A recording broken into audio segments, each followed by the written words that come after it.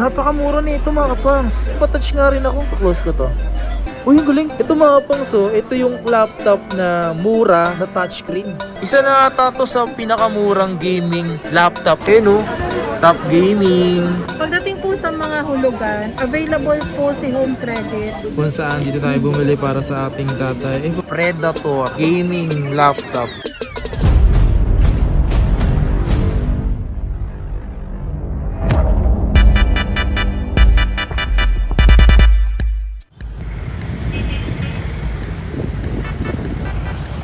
Yo, what's up sa inyo mga fans at kung saan na kayo? Sa maganda at masayang araw na naman na pagsasamahan natin. May bagong araw, panibagong video. So today mga fans is gagawa tayo ng isang video ngayon ng mga laptop. Kasi ilan sa inyo balik eskwela na at kailangan to para sa mga mag-aaral. Yung mga ganitong klase ng laptop, Windows laptop or kung sakaling gusto mo ng pang gaming, pwede na pang gaming, pwede na pang school, pang online class, ganun. So ngayon gagawin natin ngayon mga fans, mag-update tayo ngayon. So tara, samahan nyo ako ngayong araw na to. O nga pala, huwag mong kalimutan i-like tong video na to kung nagustuhan mo, and then kung di ka pa nakasubscribe, please subscribe. Road to 100k subscribers. So tara, samahan nyo ako ngayon. Let's go! So guys, dito bababa tayo dito. Ayan. Dito lang tayo, men. Dito tayo. Ay, sige nga mga pangs. Ito yung Hamad Gadget. Kaso sarado na sila. Ay, Madam Dayan. Yan, si Madam Dayan. Nakikita mo pa yung ibon na ito. Punta ako kay Madam Mina eh. Ay. Tayo Madam Mina. Hello, what's up, Madam Mina? Uy, ito ba yung mga request ko na, no? Mga Windows na laptop, tsaka pang gaming. Pang gaming, tapos may mga Windows din tayo na budget friendly. Budget friendly.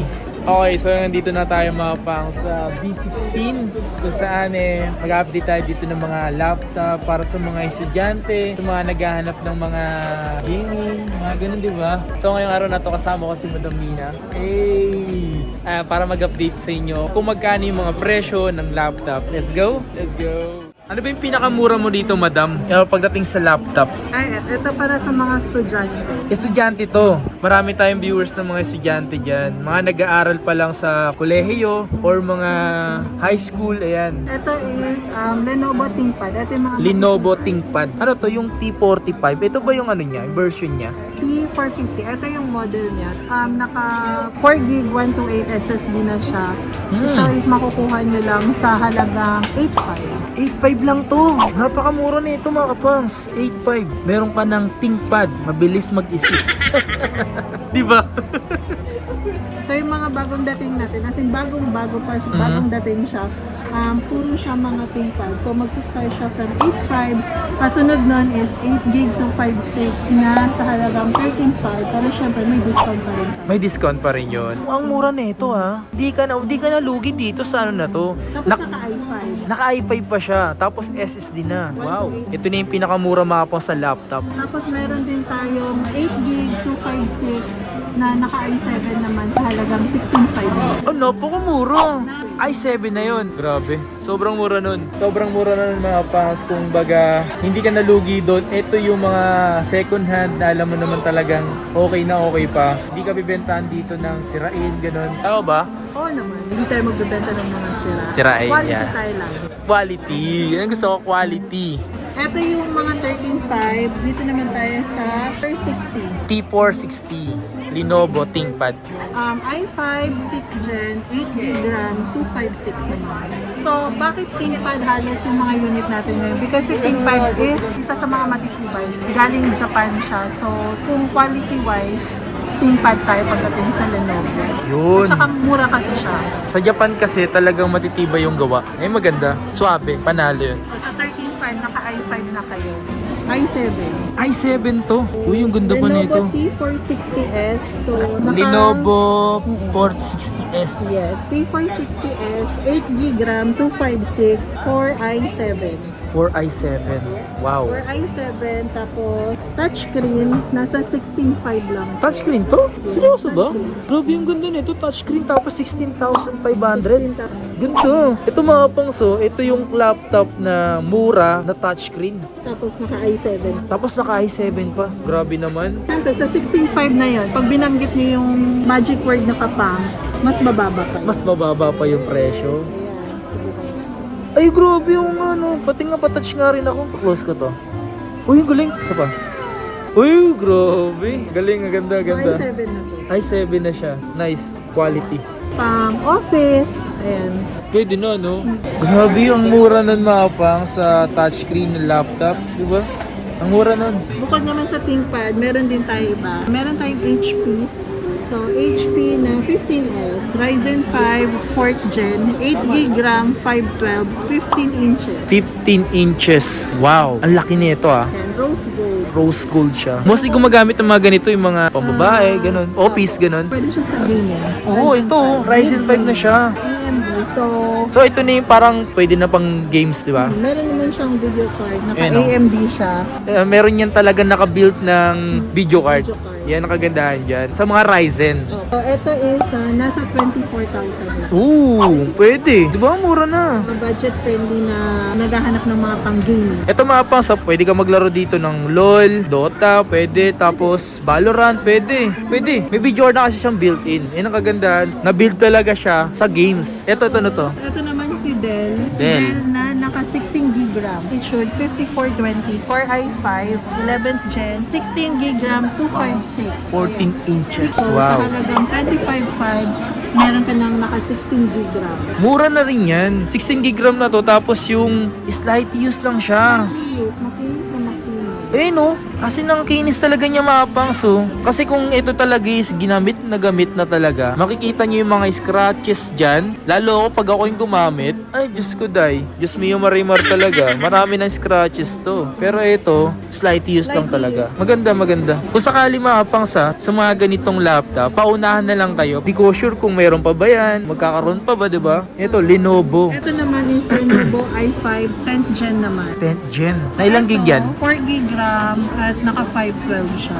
So, kahit na 4GB siya, at least naka 512 siya. Tapos naka 10th Gen. Pwede na rin naman yun. Smooth ko pa rin kumbaga. SSD na yan. SSD, 512. Mabilis na yun. Unlike kapag naka-SDD pa yan. So, ito is nagkakahalaga ng 25. 25, pwede. Lenovo. Dito naman tayo sa gaming. Gaming. So, mag-update tayo. So, may stock tayo ngayon ng Legion. Pero actually, Kapangs, ito ay nag-iisa lang. Nag-iisa lang yan. Ang kagandahan dito, paunahan na lang kayo maapang. Ito is Lenovo Legion. Naka-video card na rin pala to. Kagandahan kasi, 7, 9th Gen. i7 na 9 gen. Kagandahan kasi dito, RGB keyboard. naka-RGB keyboard na siya. Ito ko nagagandahan sa RGB keyboard na yan. Nag-iisa lang yung maapang, so paunahan na lang din kayo. Si Legion natin, since nag-iisa lang siya, Nasa magkano yung presyo? nasa 34. 34. Yes. Pwede na rin. Ilang gig yan? Ito is naka 8 GB RAM. 256? Ito Acer. Meron Acer. din tayong Acer na Aspire 7, Ryzen 5 na naka 5th Gen. So, 8GB RAM, 512. Tapos, ang maganda sila. dito is naka RTX 3050 na may 4GB video card. Ayan, sipin nyo mga pangs, ito is naka Ryzen 5 na siya na 5500. Tapos, mayroon pa siyang video card. Is ito, pwede mo na siyang panglaro talaga. Yes, na yung graphics niya. Eh, ang tanong, nasa magkano yung presyo? Mura lang, nasa 34.5.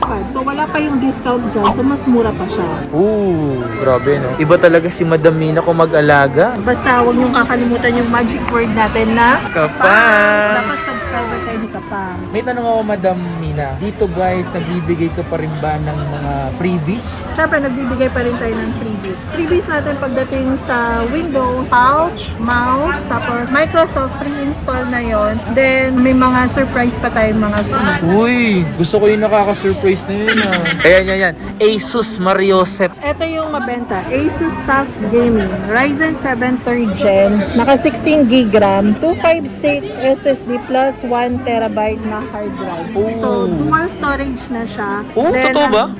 And ang graphics niya is GTX 1650 4GB. So, naka 15 inches. Eh, solid na yan mga pangs. Gaming mo na, di ba? Pang gaming na, ayun Asus TUF Gaming, Ryzen 7. Ang taas na nito. Eh, ang tanong, yung ganitong specs, nasa magkano kaya? Uy, ang Nasa ganda. 34 RGB. Totoo ba? Ang mura lang nito mga pangs. Isa na ata to sa pinakamurang gaming laptop, no? Ryzen 7. HyperX yung RAM. Mga pangs, ang ganda po. Diba? Ganda. Talagang pang gaming to mga pangs. Asus Mariosep. Ganda. Ganda. Tignan mo, papailawin natin. Nakabukas na. Ooh! Oh shit, Minecraft. Ay, napas na ilaw yan, May ilaw yan. Ganda, maganda siya, men. Oh. Top Gaming. Tapos ang presyo, 34,000 lang. Saan ka pa? Tapos may discount pa. Panis. Sigurado natin, subscriber tayo nito pa. Dapat nakasubscribe para sa gano'n may laging make discount. Ito, ano to? Ito naman, Asus din. naka 4G. Asus TUF Gaming A15, AMD Ryzen 7 4th Gen, 16GB RAM 512, naka GTX 1650 Ti. Ay, grabe. So medyo mas mataas lang siya. Mas mataas to. Pero kahit mataas siya, ang difference niya dito is 37.5. So 37.5 to. 37.5. So konti lang yung difference niya. Pagdating sa presyo. Ito kasi mga pangs TI na yan. Tapos Ryzen 7 na rin yan. 1400. Pwede. Ito siya mga pangs.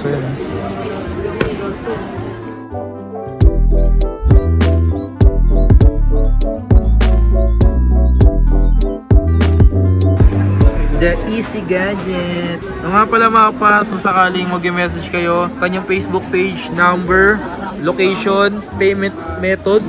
Yan. Ito Uy! yung Ano yan? so si Predator Helios 300. Grabe, Predator. Ongas. i7 24GB RAM. Bang! 24 gig? What? 24GB RAM 256 plus 1TB. Naka RTX 2060 6GB RAM. RGB na doon. Nice! Pati nga ako, copy mo nga. Oh my God, Predator. Wow! Mga pongso. Tapos naka 44Hz pa yan. Narinig niyo yung tunog. Yan mga pongso. Predator gaming laptop. Oh my God. Oh my God. Oh my God. RGB. Sheesh! Mariosep. Ang tanong dito, nasa magkano yung presyo na ito? Sa mga Predator, nagbibigay tayo ng nasa 46. Pwede na. Hindi na masama. Naka 24GB RAM po.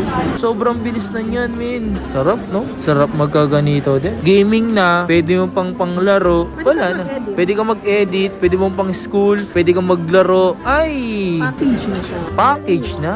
46,000. Not bad para sa presyo ng Predator. Predator, isa sa mga talagang kilala yan pagdating sa mga gaming. Oh my God. Oh my God. Wow. So yung nga mga pangs, nandito tayo sa The AC Gadget mga pangs, kung saan dito tayo bumili para sa ating tatay. Focus mo. Ito ay ThinkPad. Ito yung pinakamurang ThinkPad mga pangs. Isipin mo, budget friendly at presyong abot kaya. Pasok sa bulsa mga pangs. Ito na tayo isa sa mga mura dito mga pangs sa laptop. Sigurado yan. Ang presyo lang nito, nagkakalaga lang po ng 8,500 mga pangs. SSD na siya. Saktong-sakto naman kasi ito mga pangs. Pang print, ganun. Kasi pang basis lang. Pwede ito, matibay naman to. Quality, kumbaga. Quality. Yan, ThinkPad. Tapos yung neto, 4GB tapos 128S. i5. i5. Very nice. Solid. Panalo. Okay, that's it for today's video mga pangs. Sana nagustuhan niyo yung mga hinaing ko na video para sa inyo sa mga naganap ng mga Windows gaming. Wow! Ito available nga pala dito kala Madam. Madamina. Yan Madami na tanong ko lang, ito marami kasi nagtatanong nito sa akin, lalo sa comment section.